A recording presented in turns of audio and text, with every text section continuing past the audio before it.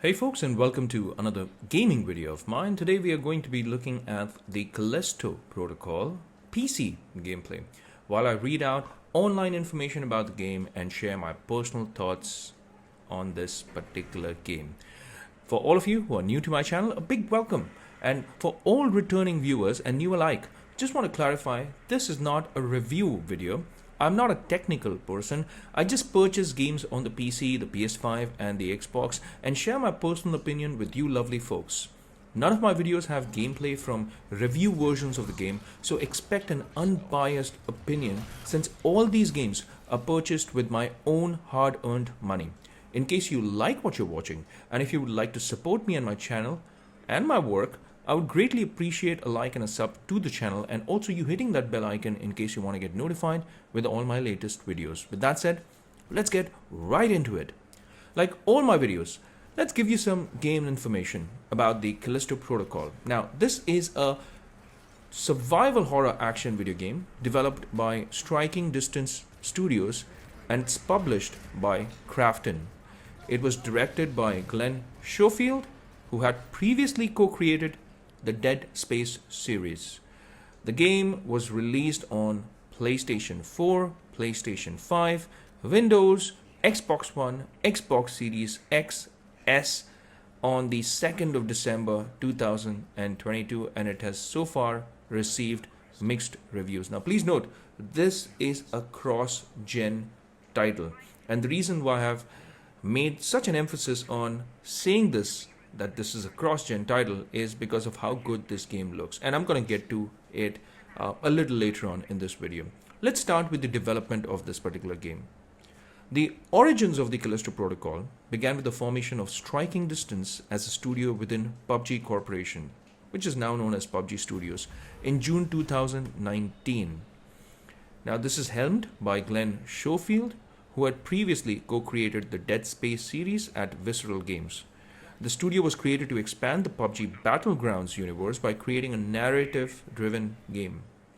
Schofield said that when he met with PUBG Corporation, where they explained their goal to expand the PUBG narrative, he already had the concept for the Callisto Protocol in mind and presented that to them and worked with them to fit his idea into their universe.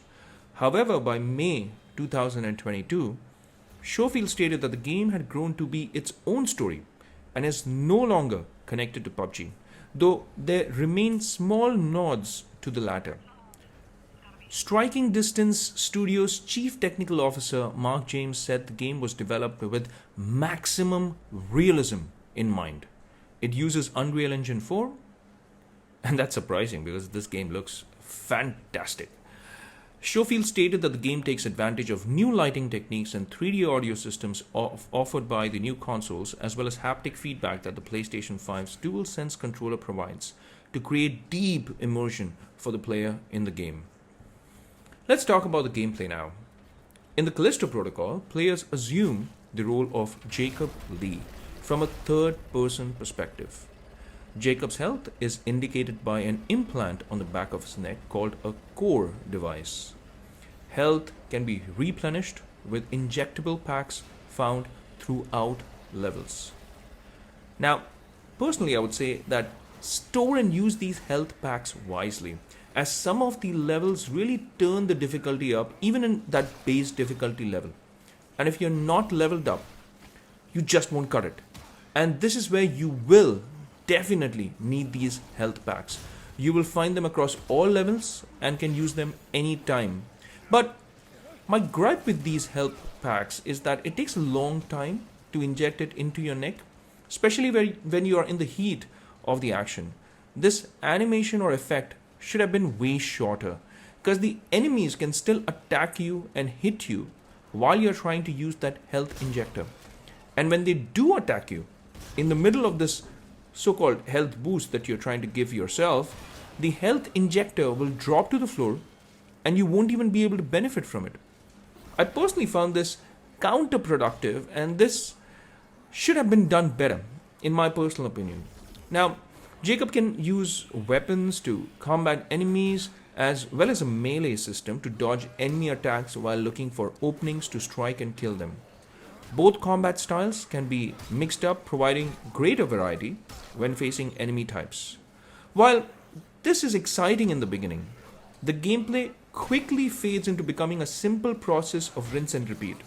I mean, don't get me wrong, all games follow this same process of rinse and repeat, but it just feels too mechanically repetitive here. You will understand this when you finally experience this yourself. It's still alright when it comes to battling regular creatures, but when it comes to the bigger creatures, which are like a sub boss of a level, this is tediously repetitive. And rather than offering a challenge, it becomes more like a chore you have to do to get to the next level. Now, the reason why I said sub boss earlier is because there are no boss fights, barring one with a good old video game veteran actor, Sam Witwer's Warden. That's it. I mean, I did not come across any other boss battle. So that's a bummer, I would say. You also have a basic upgrading and level up system with different types of weapons on offer and power up options of these weapons, but don't expect a detailed skill tree with different movesets like a RPG. But what's here is serviceable. All I will say is you do need to level up as you progress through the game, as the difficulty level keeps increasing progressively. Jacob can also collect and review audio logs during gameplay, which help you explore the lore of this universe. And I recommend listening to them if you want to know more about this game universe in the event of them coming up with a sequel, which I personally believe they should. Now, let's move on to the plot. In 2320, that's the year, Jacob Lee, played by Josh Duhamel, and his partner Max Barrow are contract freight transporters working for the United Jupiter Company, known as UJC, and co-pilots of the UJC C.O.R.E. That's the name of their vehicle. They have been ferrying shipments of an unlabeled volatile cargo between Europa and the UJC-operated Black Iron prison on Callisto. And their latest run promises to be lucrative enough for them to retire. After clearing the Callisto security perimeter and setting course for Europa, the C.O.R.E. is boarded by the Outer Way, a group purportedly responsible for numerous terrorist attacks on civilians. And the ship is forced to crash land back on Callisto's surface. Max is killed, leaving Jacob and Outer Way leader Danny Nakamura, played by Karen Fukuhara. I love this actress. You may have known her from the Boys series on Prime Video. And Danny Nakamura as the only survivor. So basically, Jacob and Danny Nakamura are the only survivors from this crash. Both are recovered by Black Iron Prison security head Captain Leon Ferris, played by our good old Sam Witwer, and incarcerated without charges or trial on the orders of Warden Duncan Cole. Jacob awakens after the grueling intake process to find the prison being overrun by hostile biophages. That's what they're calling these creatures. Inmates afflicted with an unknown disease. He encounters Elias Porter, a longtime prisoner who claims to have an escape plan, and they work together to overcome the biophages, the prison security systems, and the rapidly deteriorating prison. Now, I personally love linear storylines provided they are done well and provided they tell a good story. There's nothing deeply satisfying about the story in this case, unfortunately. It's a fairly simple linear storyline and there's nothing wrong about it. Don't get me wrong, please. There are parts where your interest levels may peak more than usual in terms of the story, especially when you come across that massive alien that was found on the planet and how it links to the entire genesis of this infestation. I believe this should have been explored or explained a bit more, and if they ever get a chance to do a sequel, this storytelling opportunity should not be missed. Overall, it's a really simple story arc for our protagonist, one of guilt and redemption, and all the main characters are likable, and you're going to be invested in them as characters and their story arcs as well. Now, let me give you the performance on my machine that I was playing this on. That's my laptop basically. So the first info that I want to share is that I was playing this on my Asus ROG Strix Advantage Edition from 2021. So this has the AMD Ryzen 9 5900 HX processor and AMD Radeon RX 6800M, which has 12 GB of GDDR6 VRAM. Now my machine also had only 16 GB of RAM. I had played most of the video in native 4K and recorded straight from my PC without using any external recording device. I have to say that the game is demanding, and for most of the gameplay, I had set the graphics settings to medium, and I further reduced the shadow and particle effects to the low or the lowest setting.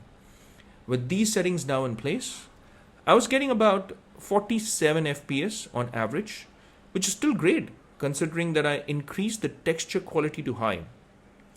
I also had AMD's FSR 2.1 turned on performance mode, and I believe this greatly helped the game achieve this 47 to maybe even 50 FPS in some cases, but 47 FPS on average. I did not even try the ray tracing setting in this playtime properly, although I did run benchmarks of the same, and with 4K resolution and medium to low settings that I spoke about earlier, I turned the ray trace reflections to high, and surprisingly, the benchmarks, not the gameplay, the benchmarks still showed me an average of 31 FPS. Even when I turned the ray trace reflections down to medium from high, it hardly had any positive impact on the overall FPS. Also, while playing it with the ray tracing turned on, in some heavily infested areas, you have like major frame drops. It's not entirely playable, but I do not recommend it if you have this kind of a setup like mine. Of course, if you have a more powerful machine, like if you're running this with the 3090 or the latest 4000 series graphics card, then this should be a breeze. It should not be an issue at all, even when you have ray traced reflections turned high. Now, my final thoughts on the Callisto Protocol. Now, this is easily, and I say easily, one of the best looking games I played in 2022. Apart from this, the only other game that I can think of which had this kind of visual fidelity and this brilliance in terms of what I was seeing on screen was A Plague Tale Requiem. So that game was incredibly beautiful. I mean, it really blew my mind. And it's also one of my favorite games from 2022. Coming back to the Callisto Protocol, I mean, I found it hard to believe that this was created using Unreal Engine 4. Because even if someone told me that this is an Unreal Engine 5 game, I would have believed it. I mean, that's how good this game looks. It's unbelievably good looking. The developers have done an excellent job with the level design and the sound design. I mean, every nook and corner, passageways, shafts, cells, and towers reek of amazing detail. From the metal textures to the gooey infested walls and floors, even the particle effects and the volumetric effects. Everything is top notch. What is also probably one of the stars of this game is the lighting. I was simply in awe of how well they've used lighting overall and how it adds to the atmospheric suspense and eeriness. I mean, walking in pitch darkness sometimes, and only when you put up that torchlight, to find a creature lunging at you from the dark really gives you the chills, especially if you have your earphones plugged in and if you're playing this game in a dark room. I mean, get ready to have a lot of goosebumps, get ready to have a lot of jump scares. This is also a game filled with blood and gore, and viewer discretion is definitely advised, especially if you do not like watching extremely gory violence. So you may want to tell your partner or friends or family members to look away while you're playing this game. But the blood and gore is what gives this game more character, because some of those kills, man, they look excruciatingly painful and extremely gory. Now, the story is not something to write home about, but services the game well enough to make you invested in this game, its world, its characters. Now, speaking of characters, you have incredibly detailed character designs that resemble the real-world likeness of these popular actors like Josh Duhamel, Karen Fukuhara, and Sam Witwer. The motion capture work here is commendable, and the characters are full of expressions, which is only made better with their excellent voice acting. Overall, I really liked the Callisto Protocol. Could it have been made better? Heck yeah! But even in its current state, it can easily be recommended. I know there are obviously going to be comparisons made with Dead Space, but this game holds up pretty well on its own, and even though it only offers about 10 to 12 hours of gameplay, I think it's worth it.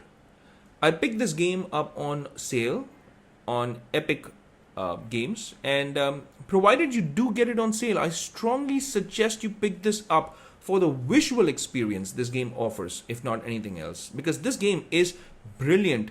It's got that visual brilliance packed in, and I would recommend it just for that visual fidelity of this game, that visual brilliance that I've been talking about so far.